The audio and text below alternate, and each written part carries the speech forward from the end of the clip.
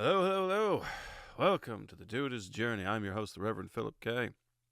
Thank you all for tuning in on our podcast here, which is being broadcasted through Podbean. Isn't that great? You know, I went to Podbean to get away from Spotify, but guess what? Guess who operates and owns and works with Podbean? It's fucking Spotify. God, I hate Spotify. And the reason I hate Spotify is because they changed all the rules and shit on the advertising. And little guys like me can't make money anymore. They stole from the rich. They stole from the poor and gave to the rich. And that's what I'm dealing with. Hate you, Spotify. Oh. Anyway, if this is your first time listening or your first episode, I just want you to remind you that Dudeism is more of a philosophy than a religion. It's all about our motto, which is take it easy, and which is to think with a cool, calm head, to approach life in the right way. Because you're not going to make good decisions when you're fearful or sad or depressed. And I got to tell you, I have been super fucking depressed. I started this podcast because I lost my little brother to an overdose in 2020. And then in 22, I lost my wife to cancer after over 20 years of marriage. So I've been dealing with a lot of grief and a lot of shit. And this grief comes in waves, man. And you see, October is my birthday month, and then November is when I lost my little brother, and December is when I lost my wife. So, yeah, these last 3 months are fucking shit for me. So it started with October, and I just got into this funk. I mean, I kept writing podcast episodes, and I kept working on the podcast, and transferring everything over to Podbean, and getting everything cleared up, and all that shit. Even sharing it with other people, pointing people to some of the older episodes, because we just had Halloween, and I have this whole fan theory about who the Great Pumpkin is. So that's like, I think, episode 2 or 3. So it's been a tough, shitty month dealing with the grief and everything, because on these special days I know she's not here, and it fucking hurts, and it's always gonna hurt. I don't think it's ever gonna stop hurting. I don't think it's just gonna be constant forever. Lucky me. So, let's continue on. All right, so other than that, I had okay, so, since I'm in the grieving group here, I do have a few social media sites I go to where they talk about grief, and they're open about the pain and the problems and the complications from it, and how a song or a smell or a word or something can just trigger tears, and it's the absolute fucking truth. I was in the fucking store, and this woman walked past me, and she was wearing this perfume that my wife used to wear all the time, my late wife. I got to get used to saying that. Late wife.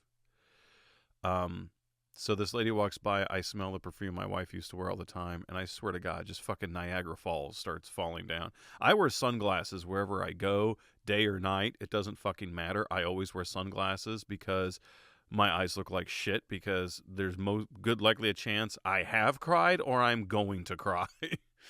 And so, you know, I'm in the middle of a store, got fucking tears rolling down. I'm like, I just wanted to get some cookies. Fuck.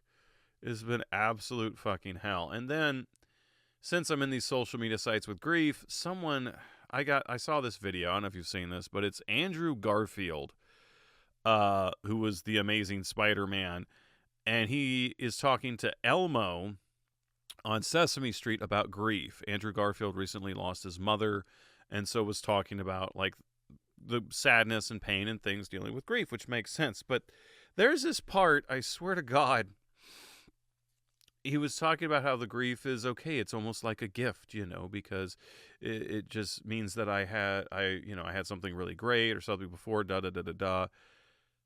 And I'm like, whoa, wait, back the fuck up. What the fuck did you just say? That the sadness and grief is a gift? No, it isn't. No, it isn't, motherfucker. No, it fucking isn't. Okay, I can tell you right now from fucking experience. I buried my wife after 22 years of marriage. I have been in fucking hell since she has passed. This grief is not a gift. It's a fucking curse, okay? The person that you were with, the love that you have, the memories, that's the gift, okay? Mourning their loss after they're gone is the fucking curse, okay? All right? Since my wife passed away, I can't fucking sleep. I barely fucking eat. I'm tired all the time. I'm stressed all the time. I don't feel safe. I cry every fucking day. Does that fucking sound like a gift to you, motherfucker? you goddamn actor hippie in your cotton candy house in La La Land? What the fuck? I get so sick of hearing that fucking shit from people. And of course, he's tried to talk about all this with a big smile on his face and like, oh, I remember my mother gave me cuddles. What the fuck? Now, given his pain and my pain are two different pains, okay? Let's just be honest. He's a middle-aged man who lost his mother. That's kind of the natural progression of things. I buried my wife at 42, with two little kids. That's not natural. That's not normal. That's not what should fucking happen. So I'm here. We're on different levels, but at the same time, it's like, I'm sorry, dude. I have got to stop you right there. It is not a gift. It's a curse, and it's a curse that sticks with you for the rest of your fucking life. That's the worst part about it.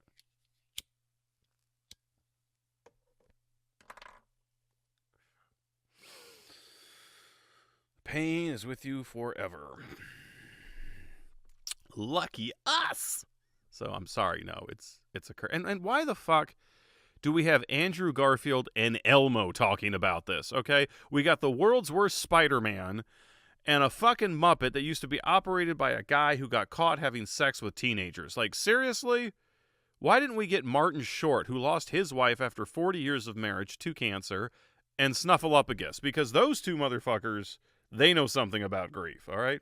People didn't even think Snuffleupagus existed when he was first on the show. Think about that for a minute.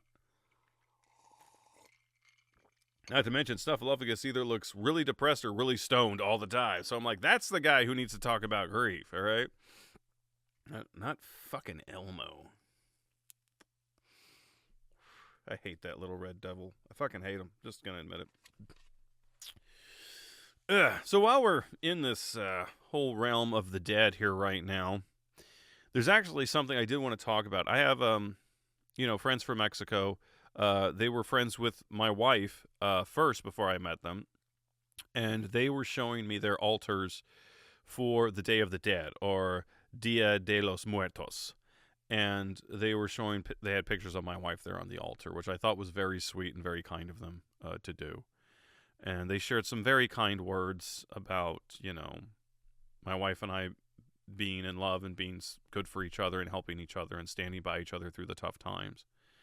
That it was like inspirational, And since this family knew my wife before she got into a wheelchair, they, of course, they were worried about like what kind of man is going to come in, and I did. And they said, you stepped up to the plate and you did the job that needed to be done.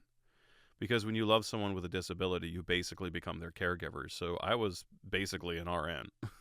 I mean, I dealt with wounds and stuff and changed gauze and wound vacs and special diets and physical therapy and doctor visits every fucking week and specialists and medications and pharmacies and a lot. That's what you do for love, man. So when I was seeing these posts from my Mexican friends, because yo amor Latinos, and I was like, hey, man, let's talk about this, dude. Let's talk about this Day of the Dead, because I get Halloween. Halloween has this whole history of, like, it goes back to Ireland, right? It's the Celts. And they believe that this is a time when, like, the spirits, spirit realm was open. And there was, like, these fears of, like, bad spirits taking your kids, so they would dress up the kids in costumes to scare away the spirits. And then it suddenly became like a harvest festival because they were harvesting all their crops at the time, so they had food, and they'd have a little party, and it's just kind of grown from there. And even back in ancient Rome, they had the goddess Pomona, the goddess of fruits and trees, and there was a big harvest festival there on that. So I was like, well, let's go into this Mexican holiday from our neighbors to the south, and like let's check this shit out, dude. What are they talking about here, man? So I went on to history.com, one of my favorite websites, and I looked up Day of the Dead, and I was like, let's check this out. So this is a Mexican holiday, as I said, and it's over 3,000 years old, dude. Jesus, seriously? They were celebrating this shit in the BC, brother. Back in the Aztecs, man. The Aztecs started this shit. Oh, yeah, going all the way back, man, to the pyramids, Mexico, right? So the holiday starts on October 31st, dudes. and it goes to November 2nd. So you have Halloween, right? Then you have All Souls Day or All Saints Day, and then you have Day of the Dead, okay? Some people say November 1st and say it's kind of all the same, but, Christianity came in and they made All Saints Day on November 1st. All right? So, but let's get down to this. So, October 31st at midnight, okay, the gates of heaven are opened, and the spirits of children can rejoin their families for 24 hours. And adult spirits, they show up on November 2nd, okay? I don't know if you've seen that movie Coco, right? I mean, you got the Disney Plus, right? I know you got the Disney Plus because you love fucking Star Wars and Marvel. So get on to Disney Plus, go watch Coco, whole friggin' movie about this holiday, okay? So you got to check that out, man. That'll help. All right, so now, remember I was talking about the Aztecs, right? How this all started back with them. All right, so let's get down into these core beliefs, okay? So we got Halloween, gates open up, kids come out, and then second, adults come out, and it's like a 3-day kind of party thing, right? Now, the belief here, let's go down to the belief of this whole thing. So go back to the Aztecs. Now, the Aztecs, they had a belief that when a person died, they traveled to the land of the dead, right? Not the George Romero movie, but the actual land of the dead. But first, they had to go through 9 challenging levels, right, before they actually reached the final resting place. All right, so you got some work to do. You got 9 levels, like a video game, right? You got to go through these 9 levels of challenges, and we're gonna see if you worthy for the final resting place, right? So that's what they do. Okay. Now, what the family would do is that they would leave food, tools, supplies, anything that would help their deceased loved one on their journey to the final resting place, okay? And they would usually put it at the grave, or they would have an altar and they would put it there. I've seen a lot more Mexican families. What I've seen is they have altars. Because once again, sometimes relatives are in different places, buried in different cemeteries. So this way you have an altar, you have their pictures, and they're all there, okay? So the family, they are welcoming their dead spirits of the family members that they have lost. And they, of course, put out food and drink and music and make it kind of like a big party, man. The skull candies and the skull mass. Big celebration here, dudes. Totally big celebration, right? And it goes, like I said, you got those 3 days, which is, it's kind of cool. You get like 3 days of partying, 3 days of Halloween instead of 1.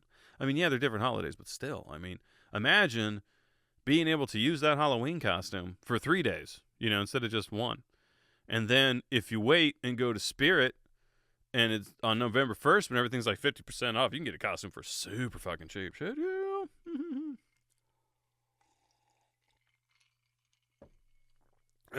But it's this whole, like, idea of spirits and the dead, man. I know for myself personally, I've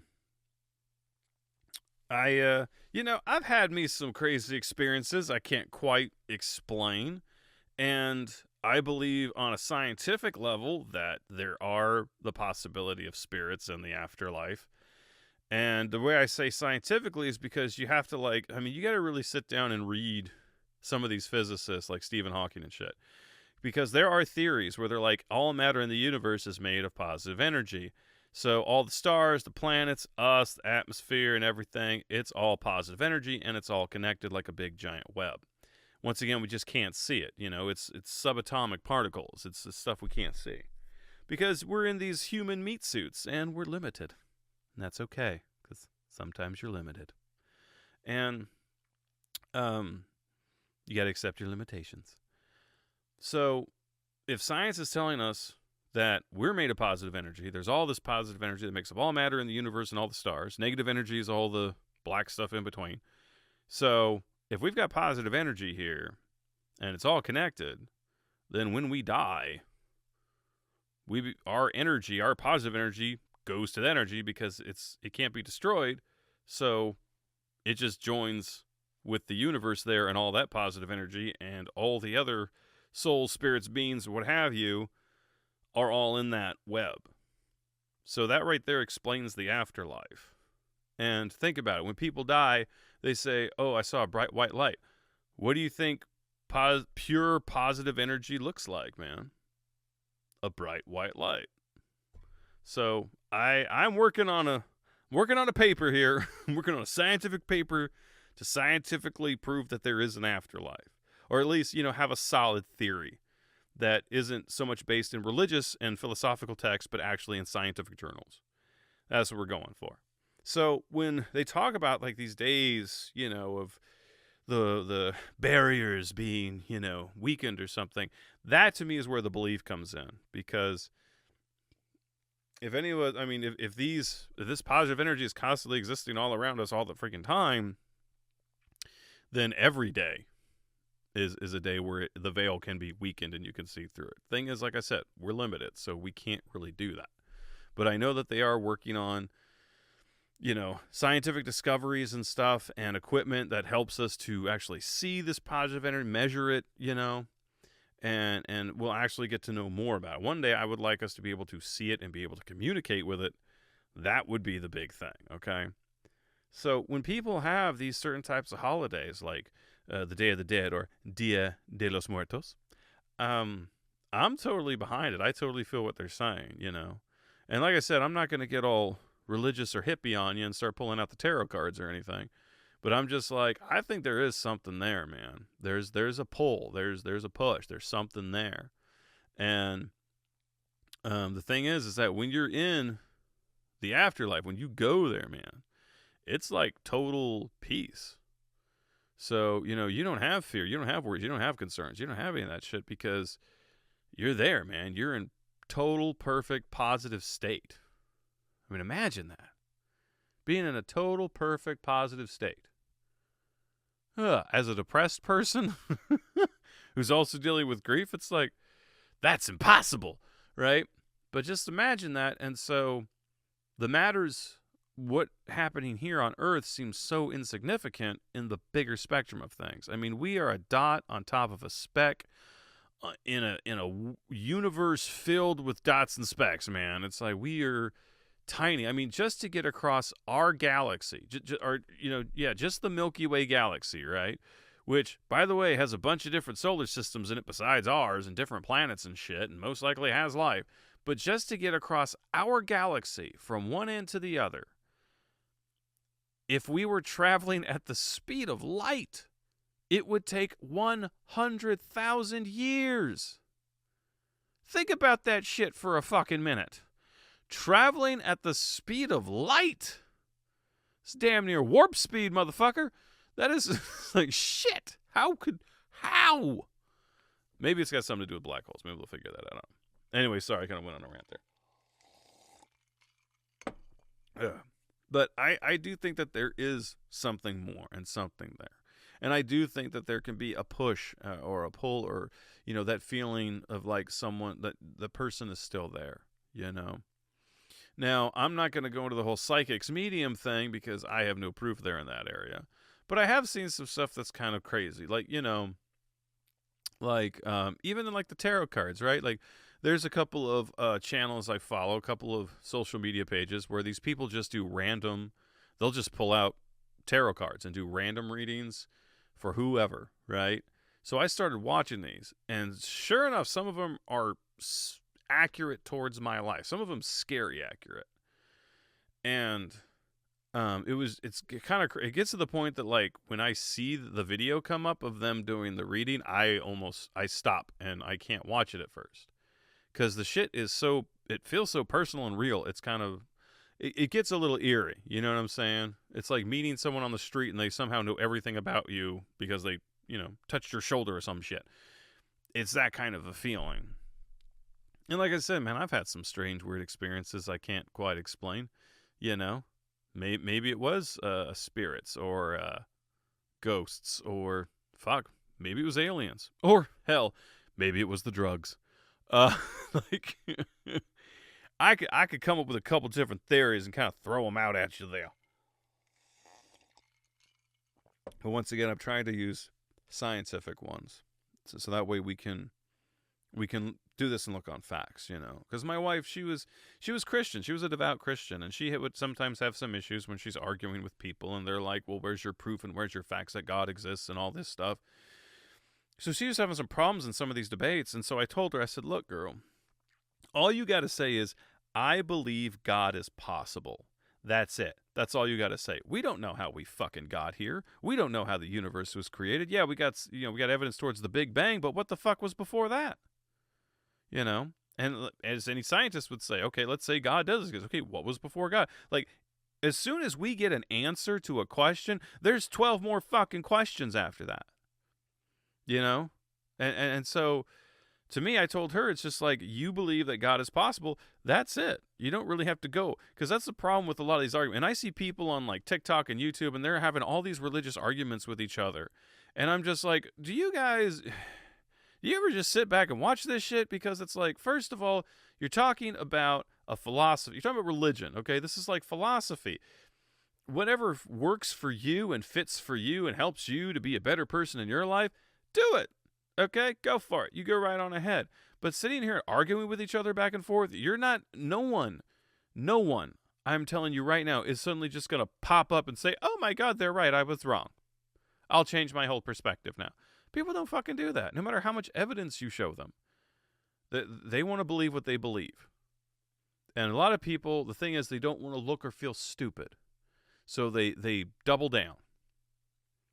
So to me, quit trying to argue and convince each other. Quit getting these debates back and forth about prove me God exists or prove God doesn't exist or what the fuck ever. I mean, to me, it's the equivalent of watching two nerds argue about which Batman is better in a fucking comic book store. I mean, it's literally the equivalent. It's just like, look, dude, whatever Batman you like, that's your Batman, you know? Some people, they're all about Michael Keaton, and some people really love Christian Bale, and some people really love, Ben Affleck. It's just pick your Batman and go with them. Because right now there's this new Batman comic, Ultimate Batman, and the suit's all crazy and weird, and he's carrying a hammer. I don't fucking know. I haven't got the comics yet. They're coming out. But, so I try to tell people, it's like, look, right now we're still learning. We're still figuring things out. But if you really want to make a solid argument for your case, learn science. Turn to science and figure it out. Because, like, I am trying to create a solid theory. And I know I'm not the first one who's thought of this, but a solid theory that explains the afterlife, that it exists, And so I'm trying to use scientific, like I just said, to help prove that. I'm not just going to say philosophy or I just know because I feel it. You can't prove that, man. Because I've had some experiences where I've seen the afterlife, but I can't prove it. I can't prove I saw it. I did see it, but I can't fucking prove it. It's not like my brain had a fucking camera and I was taking pictures, So you try to find that evidence. Because to me, as much as I'm like, yeah, there's some shit out there. There's more to this world than meets the eye. We're still learning. We're still knowing. We're still figuring things out. But to me, that makes it exciting. It's like, hey, we're learning new shit we don't know. It's like a treasure hunt, It's like, woohoo, let's go find that treasure, And some people think we got to go this way, and some people think we got to go that way. And it's like, we'll probably have to go all ways, but we're going to figure this shit out. And we're going to do it without the help of Andrew Garfield and fucking Elmo, that's for certain. All right, so whatever your belief is or whatever you think, dudes, let's take 5 minutes to reflect on that. Let's just take 5 minutes to kind of sit back and let's reflect about those that we've lost, man. And how it is that we're going to carry on their memory. And we're going to be a reflection of their values and their teachings, And I said this at my wife's funeral. I said, if you loved Kristen or you knew Kristen and you cared about her, then everything that you do is a reflection upon her memory. So let's make it a good one. All right? And that's what I want you to do. So let's take 5 minutes for you to say hi to your loved ones here on the Dia de los Muertos, or Day of the Dead, not to be confused with the George Romero film. And let's dive into that and just let ourselves just think, feel about it, or maybe just take a few minutes to just say hi to all those folks that have passed on. And say, hey, dude, I'm still here. I still love you. Thanks for the good times. I'm going to keep moving forward, all right? So let's go ahead and take that 5 minutes, and let's do that 5 minutes starting right now.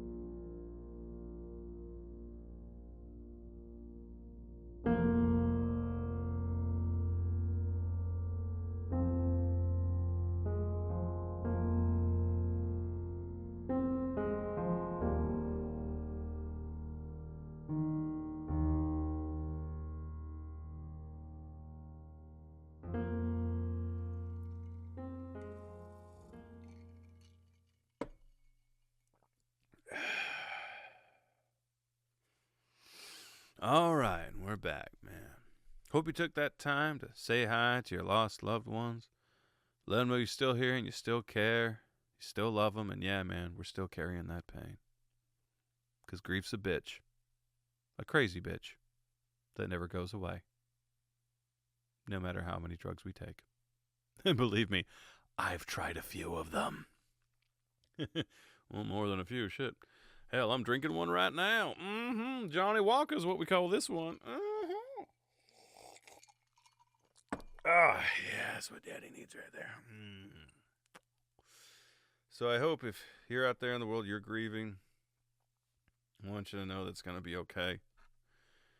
If you have days where you don't want to get up and you want to stay in bed, then fucking stay in bed, man. Take care of yourself, okay?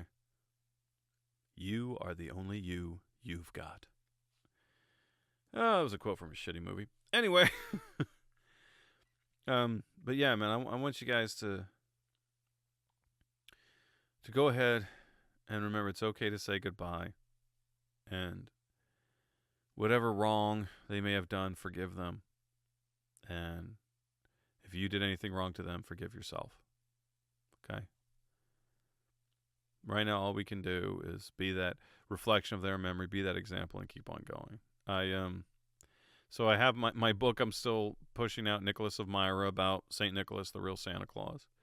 And this book was inspired by a dream, and I honestly did not want to write it because I don't write religious historical fiction or Christian fiction. That's not what I do. I write sci-fi and horror, but when I had written like the outline and I think the first like 10,000 words, and I talked to my wife about it, she was really interested and she really wanted to read the book. And sadly, I didn't finish it in time. I kept postponing because I just felt like I wasn't good enough to write it. You know what I mean? Like this isn't what I do. And you know, it's one of those stories that's so big. You're just like, I'm afraid if I write it, it's just not going to be good enough to do the story justice. However, if I don't write it, I'm going to go fucking crazy. And so after my wife passed, I buried myself in and just put the book out. And I haven't had a whole lot of luck. I got into one bookstore, one Barnes and Nobles. I think we sold all the copies. I don't know. I'm waiting to hear back. Because I would go into the store and check, and last time I went there were no copies whatsoever. So to those who bought copies, thank you so much. Thank you. But yeah, I've spent over $1,000 in marketing, and I think I've sold altogether maybe 15, 20 copies.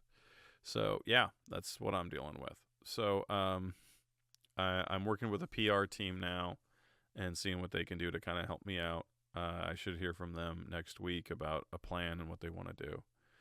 Because, I mean, they're like, we want to get you in front of talk shows. We want to get you on the news. We want to get you, in front of any religious bookstore places or religious channels or social media pages and all this. And I'm like, oh, all right. Because that's the other thing. It's like, this is a Christian book, but I'm a Dudeist. So I'm like, how's this going to work? I mean, don't get me wrong. Jesus is a cool dude, but, and I do quote from the Bible, so still, it's just a little weird.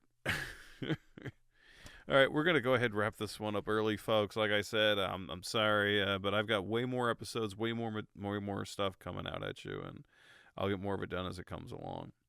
But thanks for tuning in, and thanks for listening. Please like, share, and all that good stuff, because apparently I'm not allowed to do any marketing or any kind of ad sales until I have 1,000 listeners a month, which is, might as well be 1 million. But until then, after the show, I'll play you the audio commercial that that I had paid a guy to make for me for the Nicholas book. Thanks for listening, dudes. I'll see you next time.